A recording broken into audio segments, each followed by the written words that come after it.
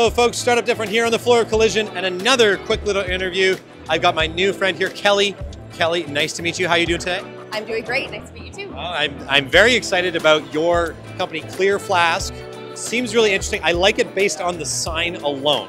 Can you tell me a little bit about it and the folks at home? Of course. So ClearFlask is a product feedback tool that harnesses the power of community to build and collectively build a product roadmap. So you can prioritize your features, you can have your community vote and comment on the development as it happens, and it really just gives you a lot of data behind what you are doing with your product. That's pretty interesting because like when we had our business, I thought a lot about, you kind of like hear things in the market. Like I was a salesperson a lot of the time, as chief sales guy, and I'd go out and we'd be selling something and the customer would say, I really want this. And then we add it to the roadmap and it's like, how do we prioritize this? How do we figure this out? So are you saying that your platform allows them to kind of like do that, gives other members of your like customer community to weigh in on that as well?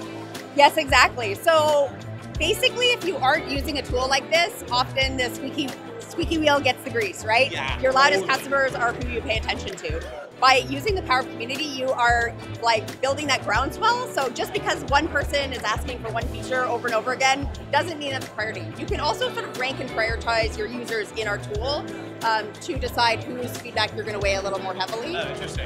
So really, it's like building a whole sort of system behind how you are collecting that feedback and how you are actioning it. Yeah. That's interesting too, because I think about with our development team, because we were a software firm, getting them motivated to work on a given project can be hard. But if you had evidence of a big chunk of your customer community being like, hey, please do this thing, I think that they would be a lot more motivated too. Is that kind of what you're also seeing with like the customers you work with, or?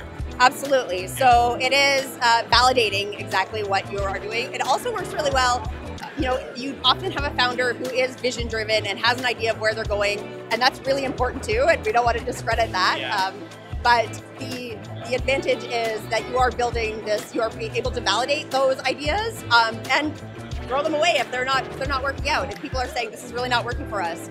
Yeah. So even in terms of like early stage companies developing your product market fit, like you might be finding what our users are asking for isn't really matching up with our vision. Maybe we're targeting the wrong market. So there's a lot more you can build with that data beyond just like product development. That is so valuable. And I don't have too much longer because I know this is supposed to be a quick interview, but I really like this. It's so valuable because early on, you just don't have that much data. So to be getting it from the market that's actually helpful and insightful and can drive your roadmap like that. I can see Chris getting excited behind the camera. Look at him back there. Look, he's nodding. There we go. So awesome. So last question, what's one startup myth that you would share with any other founder here today? That it's hard to get started. I mean, I think it's really more of a mental block than anything else. My own journey into entrepreneurship was a terrifying leap. And when I got to the other side, I was like, this was way easier than I thought it was going to be. So, yeah.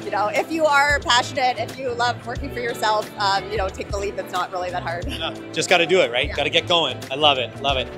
Thanks so much, folks. That's another quick interview here on the floor of Collision for Startup Different.